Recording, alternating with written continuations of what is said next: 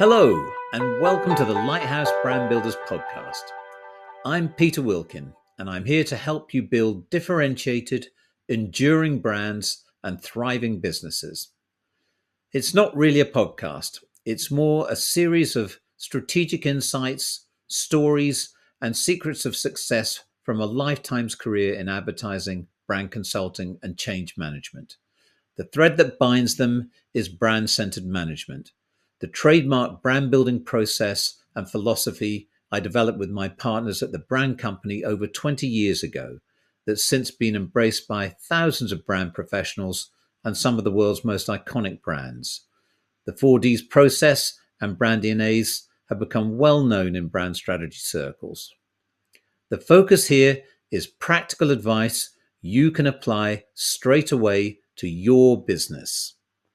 It gives you a glimpse inside the Lighthouse Brand Strategy Academy, our online coaching program, where we aim to democratize effective brand strategy.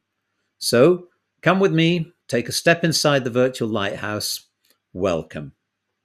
It first of all, it featured these kind of the Blue Men troupe, and it focused on two blue men, beating their drums with, wonderful imagery of, paint coming up from the skin, the timpani on the drums, and being beautifully lit. And it was all incredibly creative, but this wide-eyed curiosity and wonderment. And then, you pan across to the next blue man, and he's doing his cymbals or tubular bells or whatever it is. And then the pans across, and the next guy is not blue, he's orange, and they kind of do a double take and think, what's going on here?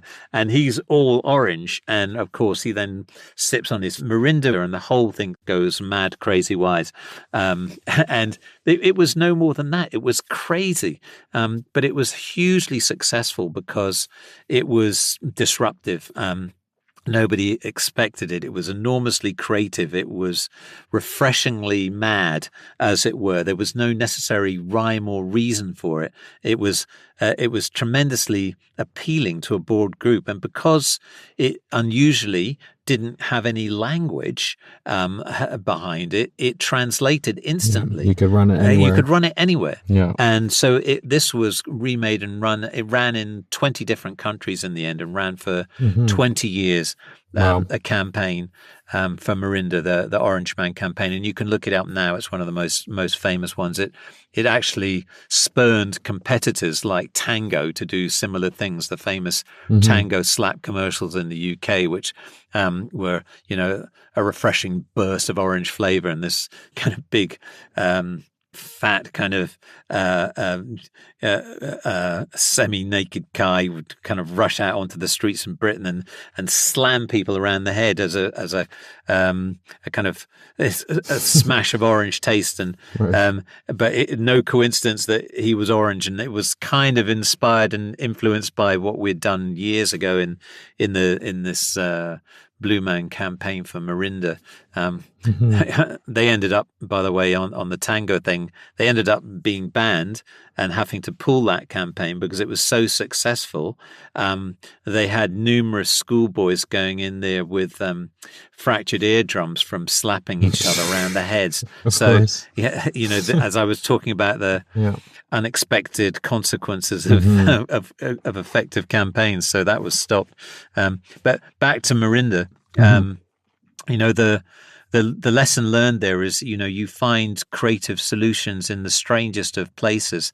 We jumped radically in repositioning what was a children's soft drink of orange, using cartoon characters, to a very kind of mature adult creative treatment of Right. this very innovative mime act, but it still appealed to the young as well. That was the beauty of it. It had such breadth of appeal. And I guess the other lesson is what I also preach, which is genuine collaboration with your clients. When you've got that creative thinking in there as well, it can end up with magnificent results. Doesn't work with every client, but in certain instances you should do it and embrace it and involve them in the process. Not only does it give them ownership of it, sometimes they're actually direct creators, as they were certainly participants and more in this campaign. I think that approach some agencies do now, but it was way ahead of its time, 25 years ago when we were doing it. And they were a very special client, PepsiCo.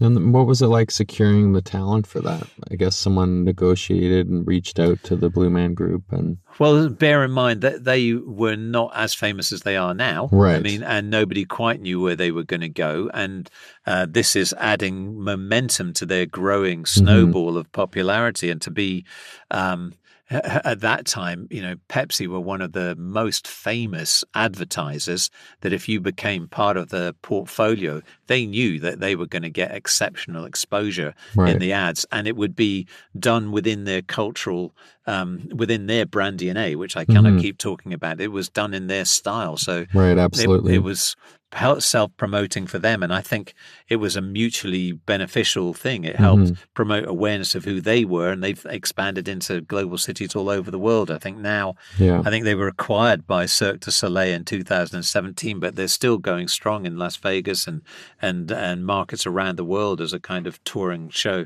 So, an incredible story and a very successful campaign. Yeah, I mean, in their case, they also get the added bonus of anonymity, like they don't have to. That's absolutely true. They make their money, but nobody recognizes them when they're not wearing their blue paint. Right. Yeah.